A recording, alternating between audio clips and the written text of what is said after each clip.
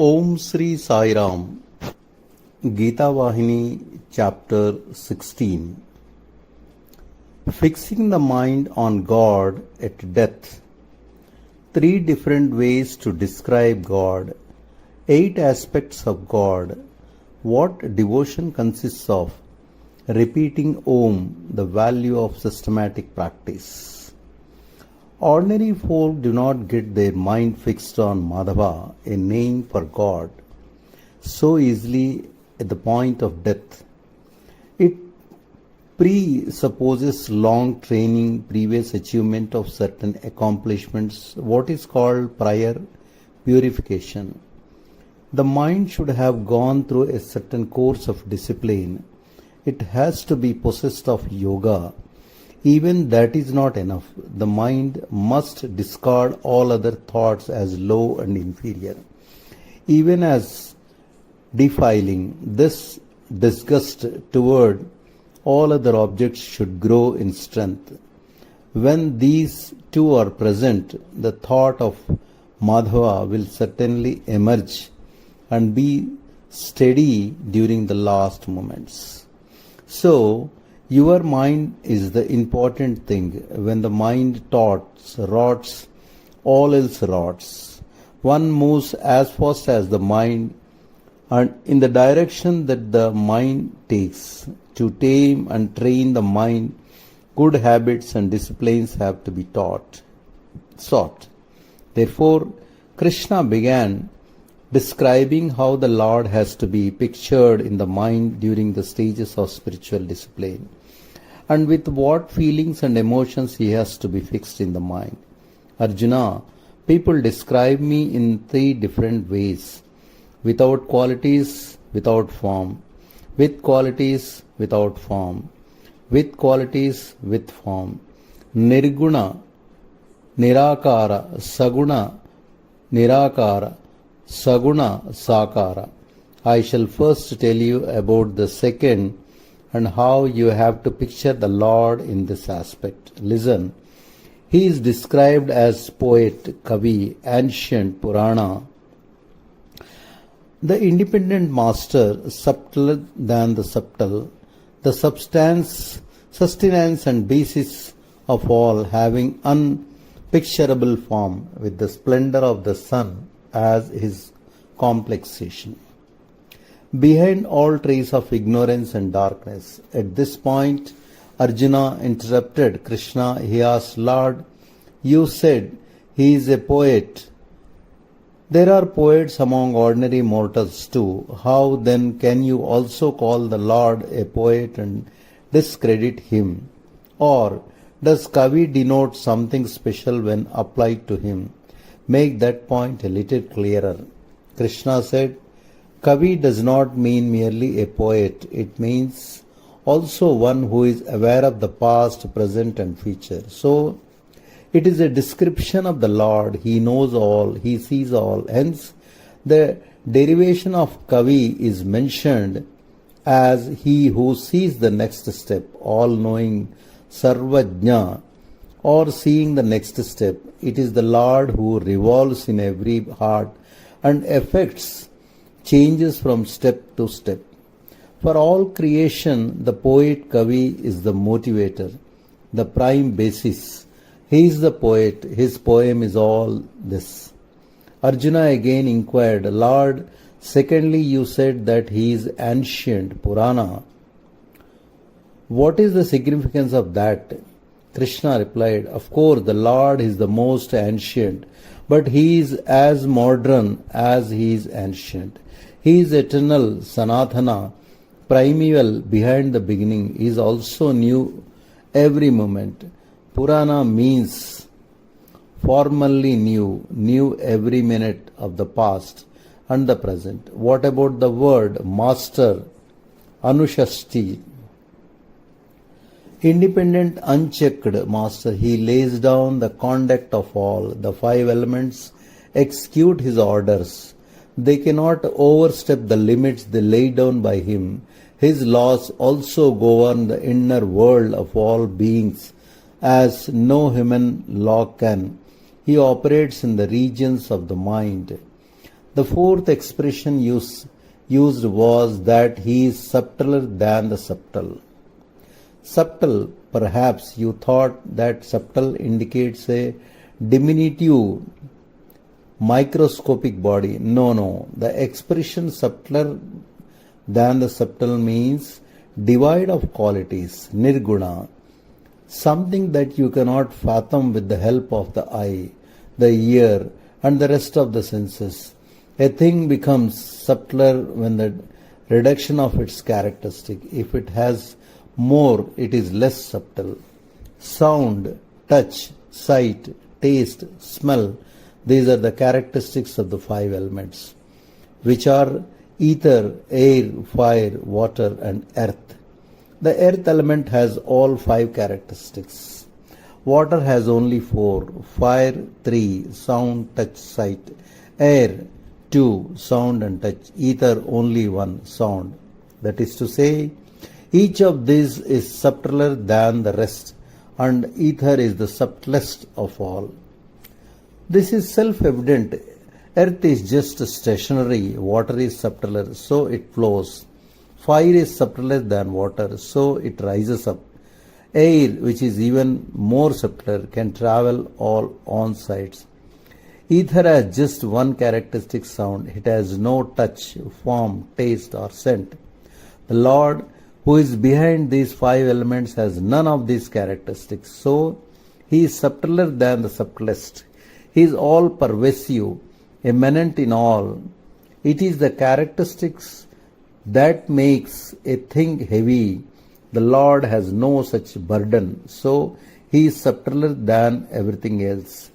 Next, about the fifth expression, the basis of all, sarva adhara. There are two categories, the basis adhara and the based adheya, the container and the thing contained. The based is all that is seen by the eye or heard by the ear. Why? The entire creation is composed of the five elements. Well, all five elements are also the based, since they are based on the basis. Brahman is the only basis. It is not based on another entity, for there is no second. Therefore, he is the basis of all. The sixth too, I shall make clear to you. The sixth is an unpicturable form, a form that cannot be delineated or imagined, for he is behind the reach of the mind. And it is the mind that pictures, delineates, or imagines. So his form is incapable of being imagined by the mind. You might hesitate to accept this. The mind is matter, it is inert, it is fleeting, but Brahman, or the highest Atma, is pure consciousness. Brahman is eternal, everlasting, imperishable. Brahman and the mind are at opposite poles. The fleeting and the fixed are totally unrelated. One dies and the other remains. The inert and the active are unrelated. The question may arise, what then should spiritual aspirants do? Oh, they are not deprived of hope. Let them picture the highest Atma as unpicturable. That is enough. Dwell on such thoughts as this, and the fruit will be vouchsafed unto you. Aspirants must first learn the channels along which the thoughts should run. At this, Arjuna pleaded with Krishna thus, Lord, let us proceed. Time is running fast. We cannot be stationary in this battlefield without assuming responsibility or making a decision. War is facing us with open jaws, ready to swallow and overwhelm. I am ready to obey the instruction you may be pleased to give me. Only let there be no delay. Hence quickly enlighten me about the seventh attribute of with quality, without form, saguna, nirakara. Yes, the seventh is with the splendor of the sun as his complexation. This means he is self-effulgent as the sun. He is independent. He is the source of the light he shines with. He is the effulgence of the sun. he makes the sun shine. So he is named Sun, Aditya. I shall tell you about the eighth too, straight away. Behind darkness, Tamasa, Parashaha. He is the witness of darkness or ignorance. For Para means behind, one unaffected, and no darkness is as dark as ignorance. It is so deep and so dangerous. Delusion, Maya, is another word for this ignorance. So, behind darkness means behind delusion. Arjuna, just close your eyes for a moment. What do you experience? Complete darkness, right? How did you know that it is dark? You cannot see darkness. Then, how did you announce that there was darkness there? Two entities are there, darkness and the one who sees the darkness. Right? If you are yourself darkness, how can you see the darkness? So, you are the seer. So, you are not darkness. Darkness is that which is seen. The seer is you. You are the witness. Now, consider another fact. People very often condemn themselves as ignoramuses. But if they really were ignoramuses or fools, how could they to recognize their own ignorance? From where did people get their knowledge? When did that wisdom enter and how? Ignorance, ajnana, is the seen. Inner wisdom, jnana, is the seer. You are the vision, dharik, that sees the object, drishya, or ignorance. Is the same way all the 8 descriptions above have to be contemplated upon. That is the correct meditation of the form of the Lord. Arjuna asked, Krishna, is such meditation enough by itself, or has it to be supplemented? Of course, when this meditation is practiced, care should be taken to see that the mind is concentrated on that thing only. It should not pursue diverse objectives. It must attach itself to that one supreme with love and devotion. Usually, a person's love gets fastened on trifling temporary things and thus gets entangled in setbacks and sorrows. So, the love has to be withdrawn from such objects and centered on the Lord. I shall tell you briefly what devotion consists of. Listen, devotion is the complete identification of one's mental activities with those of the ideal on which the attachment is centered. Here Arjuna intercepted and asked, how is that ever possible, O Lord? It is possible, Arjuna. Control the senses. Let the mind be effaced as much as possible.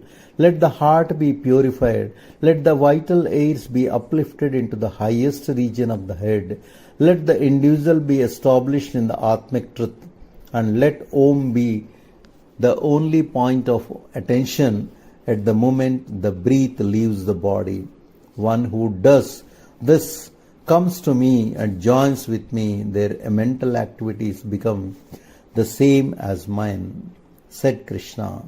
Here, readers should fix their attention on what the Lord told Arjuna. The Lord spoke of control of the senses, not their destruction. Control means under one's behest, obedient to the will. Destruction means denial of activities, full inaction. The Lord also said this of all the senses, not just one or two. People must keep all senses under control and use them only when the purposes for which they have to be purpose they have been devised or to be fulfilled. They should not let be loose just because one has them. Give them the functions they are designed for, but do not allow them to master you and ruin you. Let them work strictly on regulated lines. That is the Lord's intention. There is another thing. You must yourself reason out and discover what exactly will expand your heart and what will breed disquiet. Then hold fast to the former and give up the latter. Or else, straying in devious paths like an insane ape, you will have to twist and turn in confusion. What is the cause of all the troubles and discontent to which many are subjected nowadays? It is the improper use they make use of the senses. You should decide and carefully watch out for who the proper people are to enter through each door of your home. Those who must enter by one door should not use some other door. If they do, then that house will have only discontent, confusion, disorder. It is wiser to take precautions against such disorder before entrance is effected than deal with the intruders after they have come in through the wrong door. You may excuse the trespass for the first time, but certainly you must take enough care to see that it is not repeated. That is the better method, although not the best. Again, Arjuna felt a doubt arising in him, and he wondered how the senses are bound. Om could be pronounced. Krishna understood this. He took up the matter himself. Arjuna, Om has to be pronounced in the mind, not through the mouth as a sensory organ. Next, Arjuna raised another question to relieve himself of another doubt. You said, he who does repetition of the name has no sin. Japato nasti patakam. But if repetition cures one from sin, what happens to liberation? Evidently, repetition is powerless to bring that about. Repetition will not enable one to concretize the Lord. The Lord was happy when Arjuna mentioned this doubt. Partha, your question is important, but let me tell you, liberation need not be sought after separately. Apart from other objectives, if Om is recited and the significance of the Om, that is to say, the Lord is meditated upon, then the Lord attained by you. In other words, you are liberated. Arjuna insisted on his point. He asked, Lord, can repetition bring about both results? Of course, it is easy for you to declare so, but the trouble starts when we follow the path of repetition and meditation. Krishna replied, it is just for this purpose that I mentioned at the very start about the values of systematic spiritual practice. Practice, steady practice, will ensure you both results. Liberation, freedom from sin. Probably you don't realize the importance of practice. Oh foolish Arjuna, do you not see here how practice makes an animal execute difficult tasks? Look at these horses yoked to your chariot. These elephants ranged on the field, they render assistance in battle that even one with the superior equipment of reason cannot give. Consider how this was made possible. Where have elephants dwelling in the forest observed the tactics of battle? Or do you hold that fighting on the battlefield is their nature? No. Their present skill is proof of the value of practice. Similarly, practice withdrawal of the mind from the senses steadily, then it will develop skills that will release you from bondage.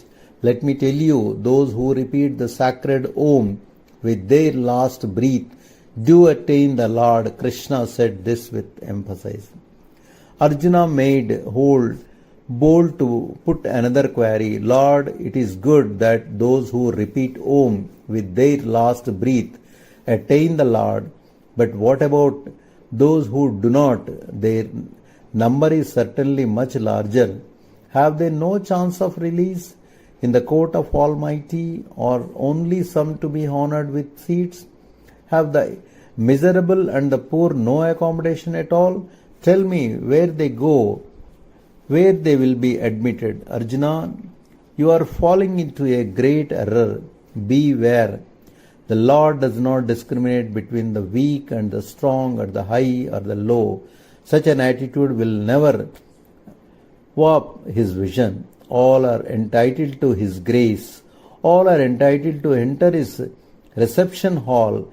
Its doors are ever open. No gods are there to bar the entrance of anyone. No one is prevented. No one is invited. All are welcome to enter. What can anyone do if some do not approach the door?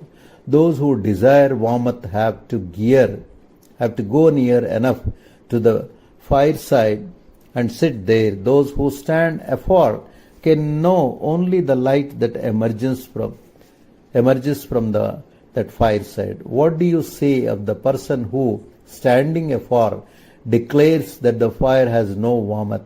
He certainly is not the same.